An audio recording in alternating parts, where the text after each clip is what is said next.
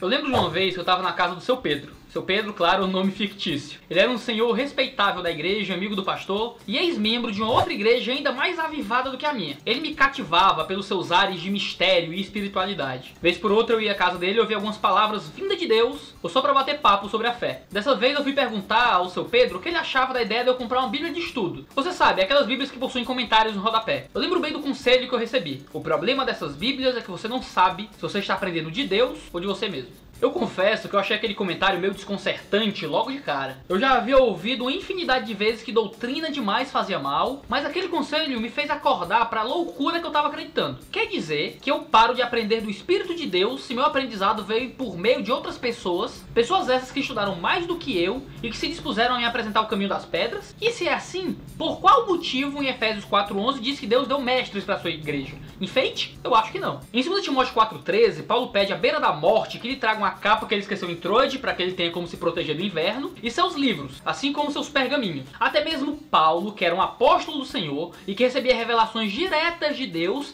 precisava de livros para si. O famoso pregador batista Charles Spurgeon, no sermão Traga os Livros, comenta dizendo que Paulo era inspirado e todavia ele desejava livros. Ele esteve pregando por não menos que 30 anos e todavia desejava livros. Ele tinha visto o Senhor e todavia desejava livros. Ele tinha uma experiência mais ampla que a maioria dos homens tem com Deus. Todavia, desejava livros. Ele tinha sido levado ao terceiro céu e ouvido coisas que é ilícito a homens pronunciar e mesmo assim desejava livros. Ele tinha escrito a maior parte do Novo Testamento e mesmo assim, perto da morte, desejava livros para si. Se nós não devemos ler livros de teologia porque devemos aprender de Deus, por quais razões deveríamos então ouvir os sermões dos nossos pastores? Eles também são homens caídos que estão tentando ensinar a palavra, tal qual os escritores. Aprender através dos pastores é deixar de lado o Espírito Santo? Esse tipo de coisa não faz o menor sentido. Dá até para fazer piada com isso. Se o seu pastor disser que não devemos estudar teologia porque devemos aprender de Deus, diga que não vai dar ouvidos ao que ele está dizendo, porque ele também não é Deus.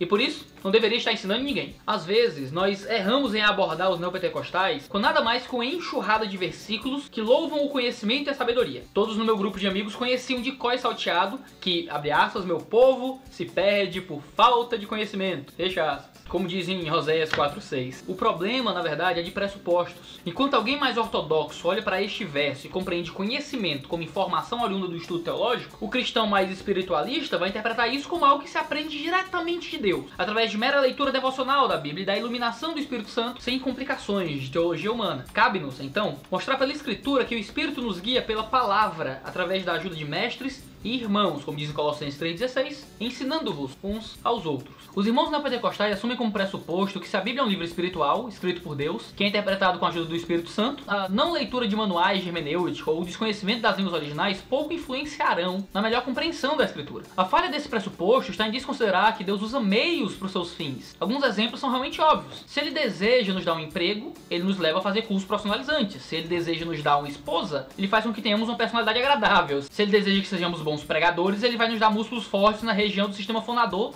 a fim de pronunciarmos direitinho as palavras. Claro que existem lá suas exceções para cada caso, mas essa é a via de regra como a coisa funciona. Da mesma forma, se Deus deseja que interpretemos corretamente a Escritura, o modo natural para que isso aconteça é com o Senhor nos ensinando a ler, nos ensinando a compreender o uso correto dos verbos em oração, a entender a lógica da linguagem e muitas outras informações que não serão entendidas durante o ciclo de oração, mas diante de alguns livros. Uma lembrança muito viva que eu tenho do começo da minha vida de estudo é que todas as vezes que eu me propunha a ler algum livro um pouco mais teológico, eu empancava em palavras e distintivos teológicos que estavam bem acima do meu vocabulário. Então, ao invés de considerar isso uma oportunidade para o crescimento, humilhando-me diante de minhas evidentes dificuldades pessoais, eu menosprezava os autores com pensamentos do tipo: eles abandonaram a vida de oração e ficaram malucos, falando coisas que ninguém entende. Textos esses que eu pego hoje e entendo com muita facilidade. De fato, é comum ao ser humano desprezar aquilo que não possui e exaltar aquilo que domina bem. Quem é bom em português gosta de dizer que matemática é desimportante. E quem curte física zomba e diz que é tolice estudar geografia. Entre os pregadores, aqueles que entendem bastante das línguas originais gostam de exaltar essa ciência, pondo toda a qualidade da boa pregação no quanto de grego e hebraico você entende. Aquele que possui boa desenvoltura retórica e aplicam bem o sermão aos ouvintes, costumam dizer que o importante mesmo é falar bem e ser relevante, menosprezando o uso das línguas originais. Parece que o valor que damos a certas habilidades é influenciado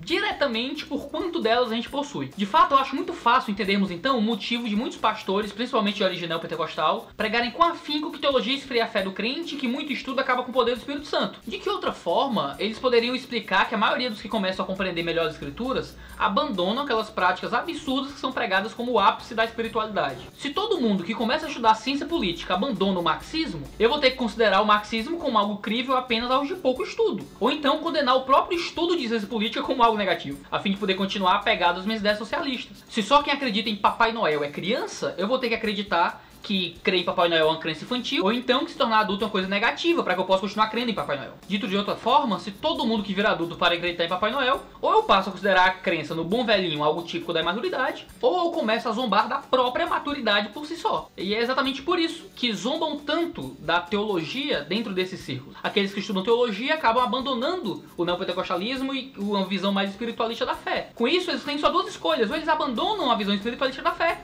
ou eles vão zombar do próprio conhecimento. Quando eu larguei o neopentecostalismo e comecei a estudar mais teologia, eu confesso que eu comecei a achar que eu realmente estava ficando frio, com pouca fé, com pouca paixão por Deus. Eu não encontrava mais dentro de mim aquele vigor que antes era tão presente em meus dias de neopentecostalismo. Parecia que eu estava perdendo a essência, ao ponto de me questionar: será que os pastores e os profetas não tinham razão? Eu pregava contra a ideia que teologia esfriava o crente, mas eu via que isso estava acontecendo na minha vida. E é nesse momento que muitos irmãos neopentecostais largam os livros e desistem de estudar mais profundamente as escrituras.